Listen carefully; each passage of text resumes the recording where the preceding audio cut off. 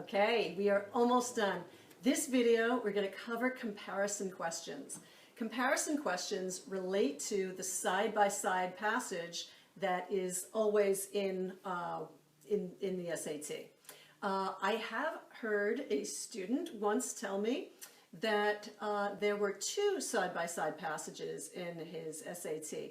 Typically, that's not the case, and we're happy about that because these tend to be I guess a little bit more difficult because you have to consult both passages.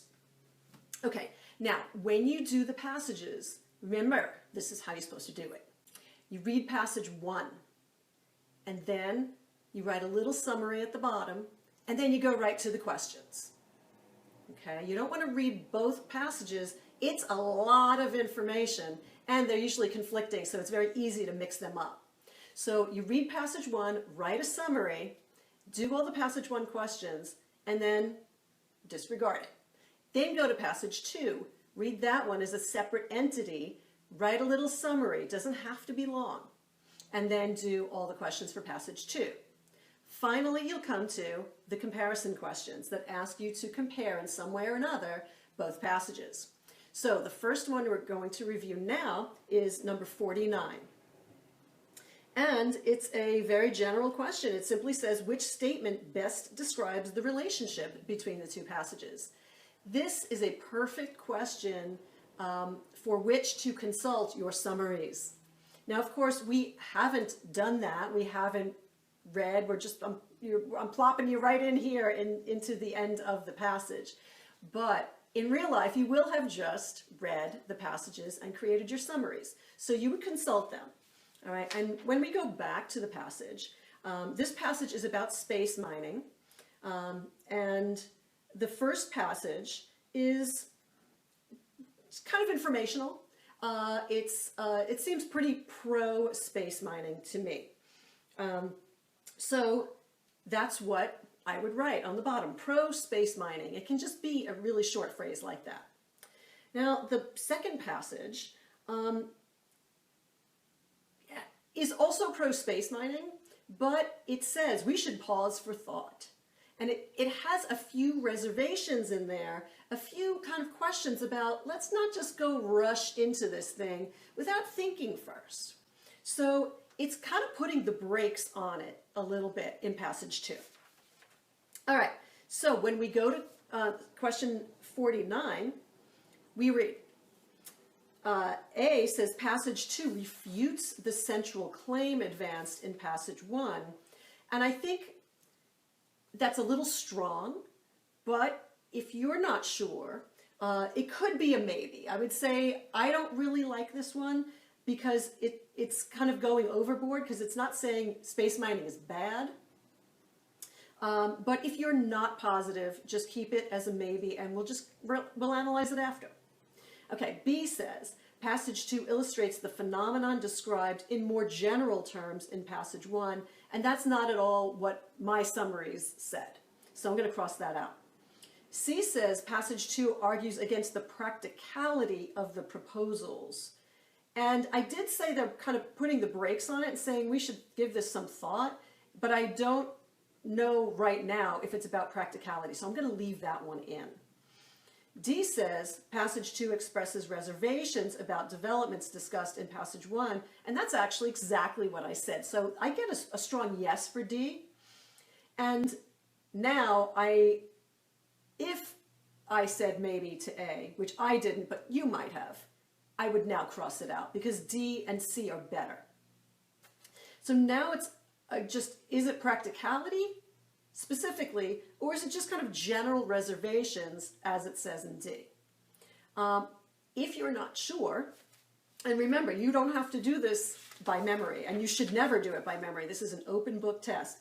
So you can go back and scan. I would scan for the word practical or some form of practical or practicality. And when I do that, I do not see anything about practicality. So, and remember, don't spend a lot of time doing it. Scan is a quick kind of rundown using your finger. That's why I have my finger in the air. I don't see practicality, so I would choose D. It just expresses reservations. Okay, so let's go to 52. This is the final question in this section. And it says, which point about the resources that will be highly valued in space is implicit in passage 1 and explicit in passage 2? All right, we have an issue here if you do not know implicit and explicit. Then this is a vocabulary question. And if you don't know it, you pick your guess letter and you move on. Well, I guess there's nothing to move on to. You're done, right? You pick your guess letter, you put down your pencil and say, okay, I've done a good job. But if you do know them, then obviously you do the question. Now, explicit means it's stated outright, directly. Implicit means it's just implied. So personally, I think explicit is a lot easier because it's just stated outright. So let's do that first. We want something that's in passage 2, first of all, stated directly, and it's about resources that are valued in space. So that's what I'm looking for. That's my key phrase.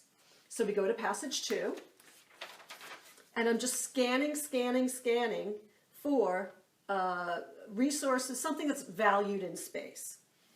Okay, and I'm really kind of looking mostly for the word value, valuable, something like that.